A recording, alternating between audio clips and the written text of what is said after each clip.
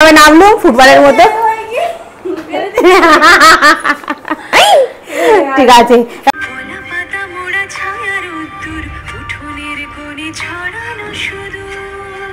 শুভ সকাল বন্ধুরা, কেমন আছো তোমরা সবাই? আশা করছি তোমরা সকলেই খুব ভালো আছো। আমিও বেশ ভালো আছি। আজ হলো বৃহস্পতিবার, আজ হলো তোমার পুজোর দিন। সকালবেলা ঘুম থেকে উঠে তাই প্রথমেই আগে ঠাকুর ঘরটাকে ভালো করে পরিষ্কার করে নিলাম। তারপরে তোমার ঠাকুরের বাসনগুলো মেজে একটু ব্যালকনিতে দিয়ে দিয়েছিলাম। বেশ ভালো জল ফল ঝরে গেছে। আর পিতাম্বর পাউডারটা দিয়ে না বাসনগুলো মাজলে বেশ চকচক করে, জানো তো। কালকে আসার সময় ফুল নিয়ে এসেছি, কিন্তু আজকের ব্যালকনিতে না আমার আজকে ফুল ফুটেছে, জানো তো। একটাই ফুটেছে, জবা ফুল। ব্যালকনির গাছগুলো না বুঝতে পেরে গেছে, জানো আজকে হচ্ছে তোমার পুজো আছে। সকালে পুজোর পর আবার অফিস আছে, ঘরের কাজ আছে, রান্না আছে, সব কিছু যেন একসাথে কাঁধে নিয়ে চলা। বৃহস্পতিবারের সকালটা যেন একটু আলাদাই হয়। সমস্ত ফুল টুল সাজিয়ে নিয়ে, চন্দন বেটে চন্দনটাকে ফুলের সাথে ভালো করে মাখিয়ে নিয়ে তারপরে ভগবানের পায়ে অর্পণ করা, যেন মনটাও একটু শান্ত হয়ে যায়। আর এই চন্দনের গন্ধে বেশ সকালটা যেন সুন্দর হয়ে ওঠে।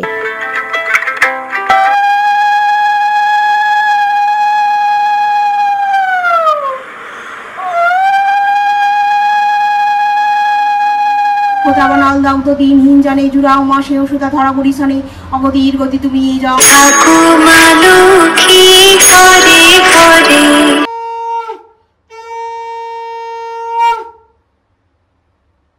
পুজোটা শেষ হলো, এবার হচ্ছে মা আর মেয়ের হচ্ছে চায়ের টাইম। চুপচাপ বসে একটুখানি দু চুমুক চা। এই ছোট্ট সময়টা যেন দিনটা শুরুতে খুব শান্তি দেয়।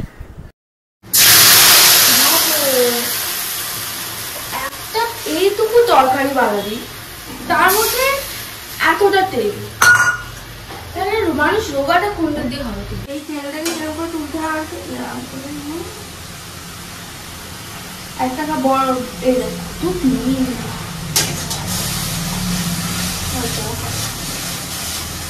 কি কাণ্ডটাই না করছে তনু।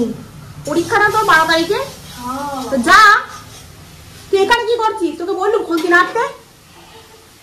এরপরে পরীক্ষাটা শেষ হয়ে যাবে, গ্র্যাজুয়েশন কমপ্লিট, তারপরে খুন্তিটা তোমাকেই নাড়তে হবে। তোকে আমি মেরে না গাঁটটা মেরে উঠিয়ে দেবো, বুঝলি? হ্যাঁ, গাঁটটা মেরে তুমি বলাবে কি আমি তোমাকে উড়িয়ে দেবো? তাহলে কি করবে তুমি? চাকরি করবো, তুমি পড়াশোনা করে কি করবো? এই ছুড়ে ছুড়ে দিস না। ও তেল দেখতে এসছে। তুই একটা কাজ কর, মাস্টার সেভ হয়ে যা, তারপরে গিয়ে একটু একটু তেল দিয়ে রান্না করবি, ব্যাস। হ্যাঁ, আমি তো তোর কাছে থাকবো না, ওই জন্য তুই আমাকে বুড়ো বয়সে ওরকম খাওয়াবি বলে। আমি একা থাকতে পছন্দ করবো না। ভূত আসুক, তুলে নিয়ে চলে যা, খেয়ে নিক, তাই যাই করুক, তোর কাছে থাকবো না। তুই আমাকে একটুও মানে ভালো রাখতে পারবি না। খাওয়া দাওয়া সব বন্ধ করে দিবি। তুই যা এখান থেকে, ভাগ। না না, আমার সিলভাসিরি হওয়া দরকার নেই।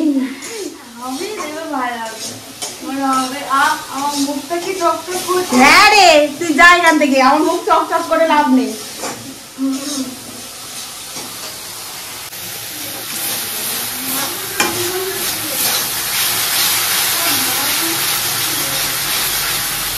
সকালবেলা কড়াইটা বসিয়ে দিয়ে পুজো করতে গেছি, কড়াইটা নিচটাতে একটু একটু এরকম ধরে মতো গেছিল। ডায়েট মেনটেন করতে গিয়ে চক্করে আমার একদম অবস্থা ক্যাশিং করে দেবে। মাথা খারাপ আছে, আমি ওর সঙ্গে বুড়ো বয়সে থাকি। চলো, আমার এই হয়ে গেছে, এবার একটু কড়াইটা ঢেলে দিই, দিয়ে একটুখানি গরম মশলা দিয়ে দেবো, দিলেই হয়ে যাবে। আর যেহেতু বৃহস্পতিবার না, বৃহস্পতিবারে পুজোটা করতে অনেকক্ষণ সময় লেগে যায়। সমস্ত ঠাকুরদের স্নান করানো, তার সাথে লক্ষ্মী ঠাকুরকে স্নান করানো।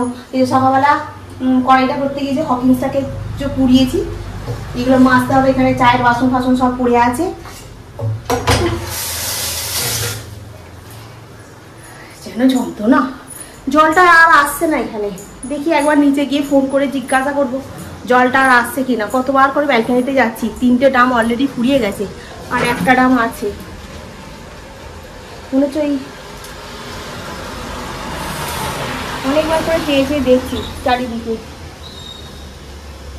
আজকে দশহরা বলে আজকে ওখানে মাছটা বসেনি, অন্যদিন নাহলে মাছ বসে, আজকে বসেনি। জানে তো কেউ নেবে না।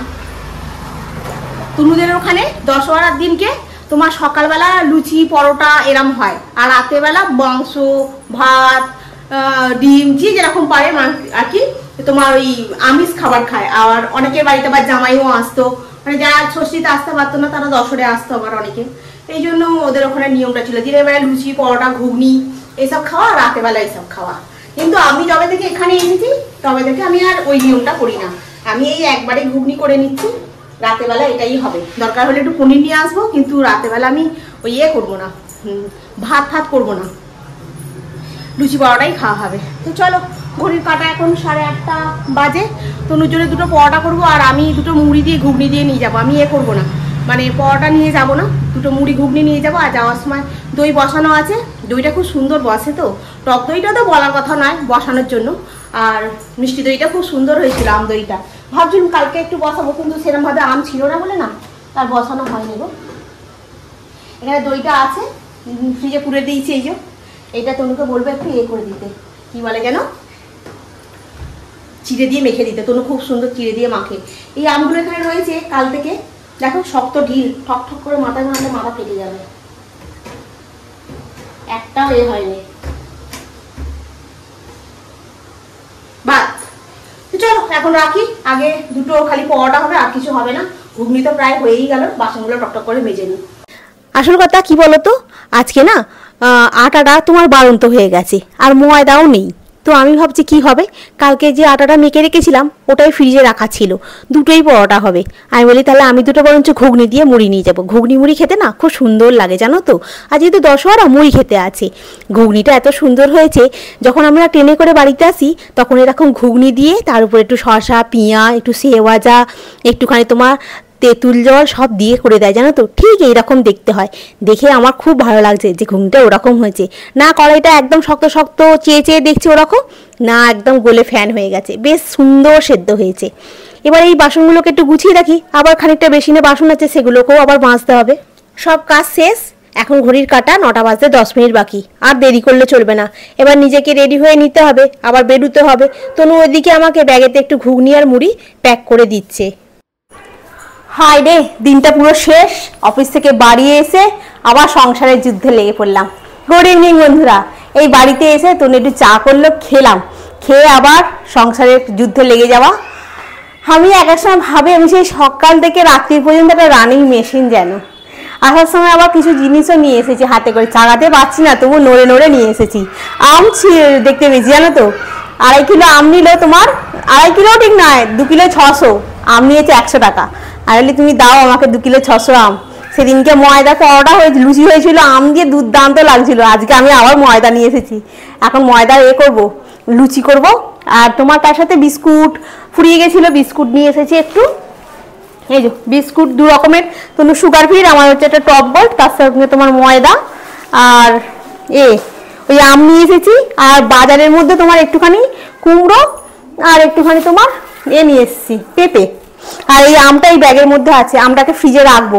এখন বেসিনে অনেকগুলো বাসনও আছে পড়ে, সেই বাসনগুলোও তোমার মাজতে হবে, ধুতে হবে। চা খেলাম, চায়ের বাসনগুলো পড়েছে সেগুলোও ধোবো, অনেক কাজ। আমার একটা ময়দা মাখবো, ঘুগনি মনে হয় আছে জানো, ঘুগনি করতে হবে না মনে হয়, তরকারিটা করতে হবে না, খালি করতে হবে। এখানে তনু করেছে, বোতলগুলো সব ভরে ভরে রেখে এখানে সাজিয়ে রেখে দিয়ে গেছে, দেখো না, এইগুলোকেও তুলতে হবে। ঠিক বলেছি, ঘুগনি আছে, অনেকটাই আছে মনে হচ্ছে, না অনেকটা নেই, একটুখানি ঘুগনি আছে, যা আছে তনুর মতো হয়ে যাবে। ময়দা মেখে নেবো, নিয়ে আমি তো তোমার আম দিয়ে খাবো, এক্ষুনি যেত ঢ্যাপাস করে পড়ে। আমি তো তোমার আম দিয়ে লুচি খাবো, আর যা ঘুগনি আছে মোটামুটি তনুর হয়ে যাবে। দরকার হলে আমি একটুখানি আলুর চচ্চড়ি করে নেবো। আর অন্য কি করবো ভাবছি, কুমড়ো নিয়ে এসেছিলাম, ছোলা ভেজানো থাকলে একটু কুমড়ো চচ্চড়ি করলেও ভালো লাগতো তরকারি মতো, কিন্তু শুধু কুমড়োর তরকারি আবার তনু যদি না খায়, একটু বাদাম দিলে ভালো লাগবে কুমড়োর তরকারিতে। কোনোদিন করিনি তো, আসল কথা কেমন লাগবে না লাগবে। বলছি ঘুগনি দিয়ে ময়দার লুচি করছি। সকালবেলা তো আমি পরোটা খাইনি, ময়দা ছিল না, আটাও ছিল না। ময়দাও খাইনি, আটাও খাইনি, আটা ময়দা দুটোই একবারে ফুরিয়ে গেছে। কি মাথা, ফ্লিপকার্টে অর্ডার করতে হবে, কিছু অর্ডার করা হয়নি তো, হয়ে যাবে। ময়দা আটা নিয়ে আসতে হবে, 5 কিলো আটা 2 কেজি ময়দা, আবার মাসিমণি বলেছে যে আম দিয়ে আবার কি ভাজা পিঠে হয়, বলছে হ্যাঁ কেমন করে করতে হয় একবার ইউটিউবে দেখে নেবো, দেখে নিয়ে তারপর আবার নিজের রেসিপি অ্যাড করে দেবো ওতে। তো চলো এখন বাসনগুলো মাজি। হ্যাঁ হ্যাঁ বোতলগুলো কিছু 1-2টো করে তুলেছি, আর যেগুলো আছে আমি আবার তুলে দিচ্ছি।